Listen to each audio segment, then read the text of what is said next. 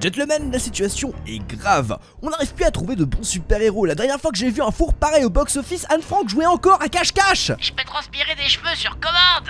Suivant. Une fois j'ai avalé un spaghetti avec mon nez. Suivant. Je peux chauffer du popcorn avec mes C'est bon Philibert, casse-toi The Bee. Une semaine que ce qu'on m'a bousillé à venir avec des costumes différents. Une putain de semaine, y a pas un bouc qui peut... Mais c'est quoi encore cette merde?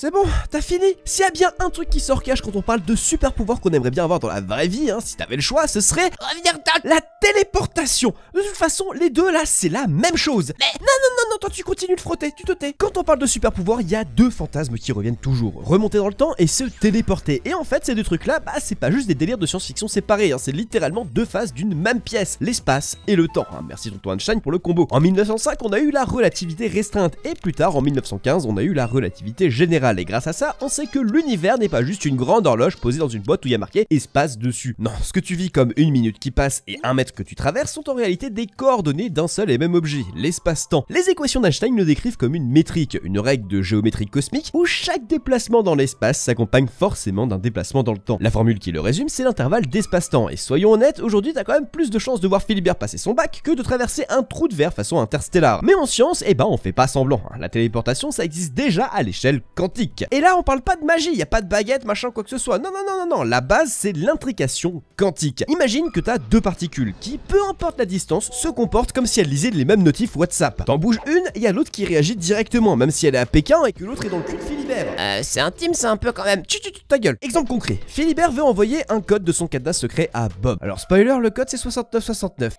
Ils intriguent chacun un qubit. L'état d'un qubit peut se représenter comme ça. Alors quand Philibert fait une mesure de Bell, paf, l'état de son qubit est transféré à Bob. Mais attention, pas de clone foireux, la mesure détruit l'original. C'est un coupé-collé quantique. Et si on essayait ça avec un humain, il faudrait scanner environ 7 x 10 puissance 27 particules, soit le nombre d'atomes dans un corps moyen. Et comme chaque particule doit avoir son état définitif, à savoir la position, l'impulsion, le spin, l'énergie, le dossier serait absolument monstrueux. Si on encode ça avec une précision réaliste, on se retrouve avec environ une taille de fichier à l'échelle de 10 puissance 29 octets, soit 100 000 milliards de disques durs de 1 téraoctet. Là, le PC de ton CDI qui rame déjà pour lancer Minecraft en mode créatif, il tiendrait pas le coup, il explose. Ensuite, faut transférer l'information, donc il faut intriquer chaque particule de Bob avec une particule côté récepteur. Pour ça, on utilise des lasers ultra précis qui refroidissent les atomes, les piègent et les rassemblent. Le moindre photon parasite fout la merde, ça part en décohérence, et Bob va alors ressortir version Silent Hill. Et après,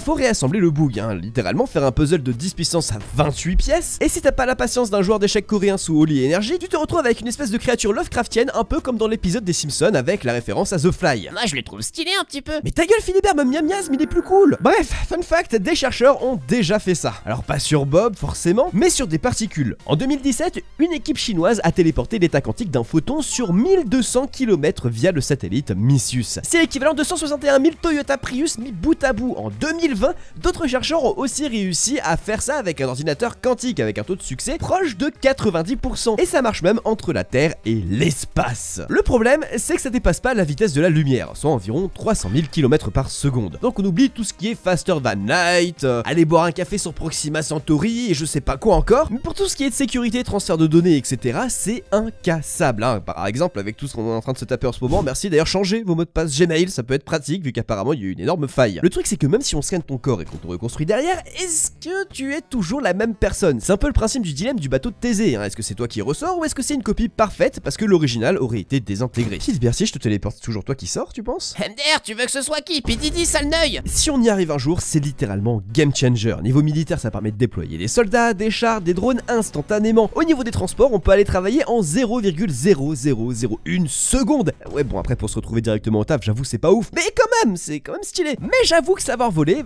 ça reste quand même le top, juste tu bouges tes bras et hop, tu fais une Superman. Enfin, en théorie. Parce que dans la vraie vie, si Philibert essaye, il va finir en pancake plutôt que de s'envoler. Je peux décoller, regarde.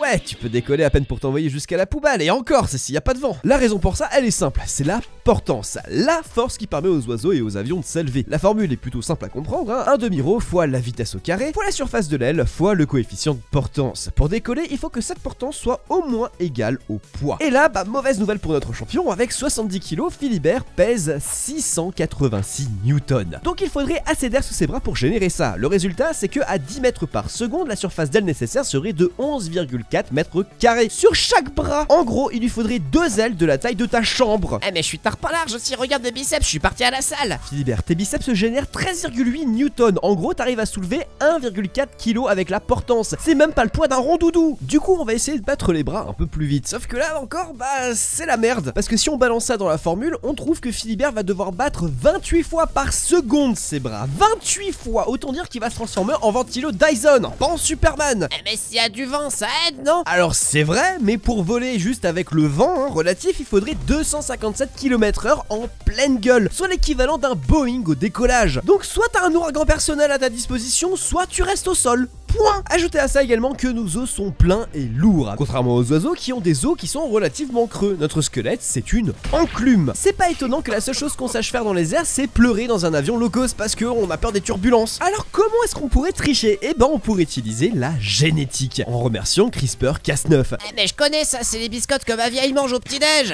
Non, ça c'est CRISPR-Rolls et ça n'a rien à voir. La technologie CRISPR-Cas9, c'est un truc tout droit sorti d'un esprit à la fois malade et génial. J'ai nommé ceux de Jennifer Doudna et de Emmanuel Charpentier en 2012 sur la base des études sur le système immunitaire bactérien CRISPR, découvert lui dans les années 1980 par Francisco Mojica. CRISPR-Cas9 permet d'éditer le génome d'un organisme en utilisant les morceaux d'ADN de virus des séquences CRISPR qui vont servir de guide pour faire la modification dans tout l'organisme, et la protéine Cas9 qui elle va servir de GPS pour reconnaître et couper l'ADN du virus visé. On va alors en laboratoire éditer le virus cible pour que les séquences ciblées soient celles qu'on veut modifier, et ça va le faire automatiquement. Ça coûte que dalle, c'est précis et tous les organismes sont modifiables pour peu qu'ils aient de l'ADN en eux. Avec ça, tu peux modifier les gènes qui donnent des os creux, hein, diminuer ta masse ou carrément faire pousser des ailes à un bébé. Mais bon, t'as quand même 70 pays qui disent non en mode appel de Rome parce que c'est ce qu'on appelle de l'eugénisme. C'est-à-dire que le gamin va naître avec des ailes de ptérodactyle et tout le monde va finir en tôle.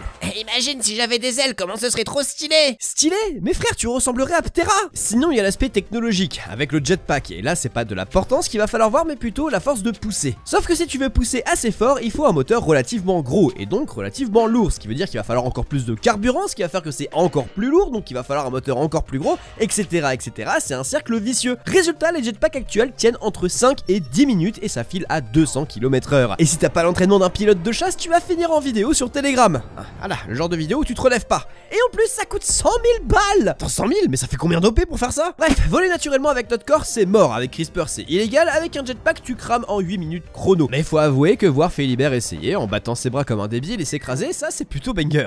Allez, du nerf. Ah, j'en ai marre, moi, faut que je me parte d'ici. Technique secrète.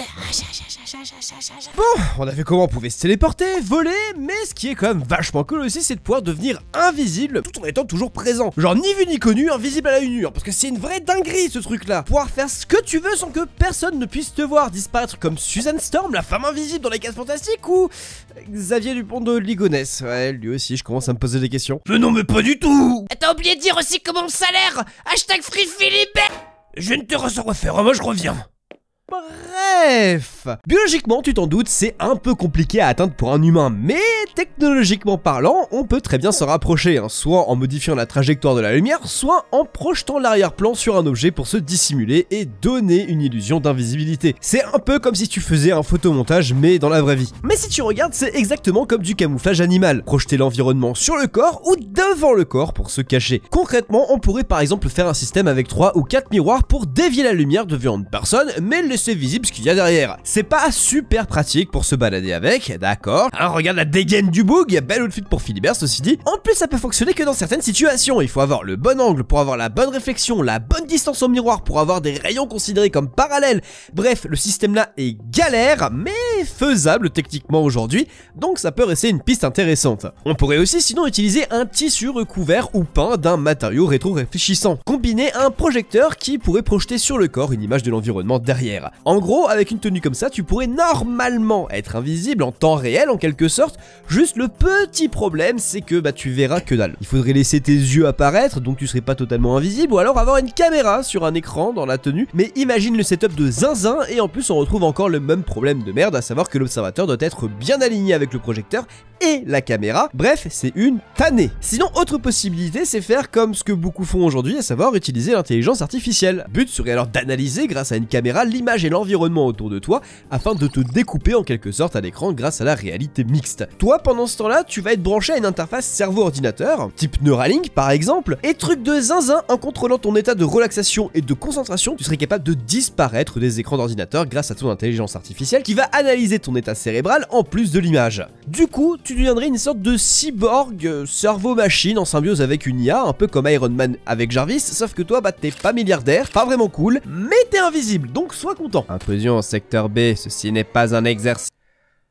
Mais bordel de merde, on peut jamais être tranquille ici! Non mais t'inquiète, tranquille, c'est sûrement le livreur Uber. Mais qui livre une pizza dans l'espace? Autre possibilité, ce serait d'aller très vite, vraiment très vite, genre proche de la vitesse de la lumière. Bon, pour aller à une telle vitesse, il faudrait avoir beaucoup d'énergie à disposition, mais imaginons on arrive dans un futur plus ou moins proche à atteindre la vitesse nécessaire. Comment ça marche? En se déplaçant par rapport à un observateur immobile, la lumière d'un objet voit sa fréquence, donc sa longueur d'onde, se modifier par rapport à sa valeur initiale, une fois reçue par l'observateur. La longueur d'onde lumineuse, pour rappel, c'est la distance parcourue de l'onde lumineuse pour retourner au maximum de son amplitude. Donc, grâce au mouvement relatif, entre le moment où l'onde est émise et le moment où elle est reçue, la longueur d'onde va changer du point de vue de l'observateur. Elle sera plus petite si l'objet mobile se rapproche et plus grande s'il s'éloigne. Et cette différence augmente selon la vitesse. Et ça, c'est ce qu'on appelle l'effet Doppler. C'est d'ailleurs la même chose que pour les sirènes d'ambulance, sauf que là, on va parler de lumière et pas de son. Ici, il faudrait alors pouvoir aller tellement vite qu'on sort du spectre visible qui, on le rappelle, est entre 400 et 700 nanomètres.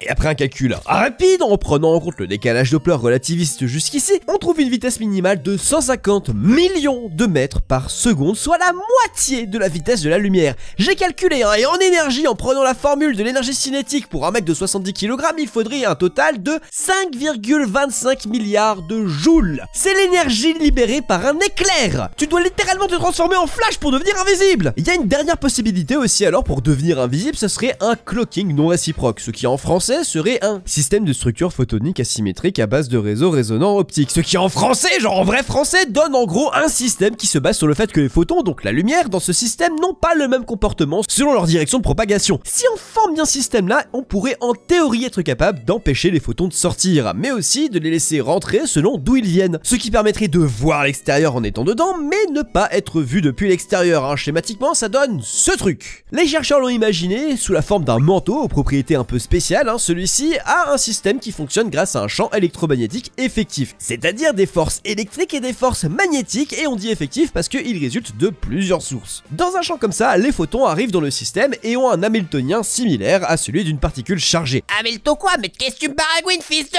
Manteau! Fils de manteau! L'hamiltonien, pour faire simple, c'est un paramètre qui quantifie l'énergie totale d'un système. Donc si ce paramètre se comporte pareil que celui d'une particule chargée dans un champ électromagnétique, alors les photons auront un comportement plutôt similaire et seront soumis aux mêmes contraintes qu'une particule chargée dans ces mêmes conditions. Donc il n'y a aucun rapport avec le mec qui fait des courses de voiture.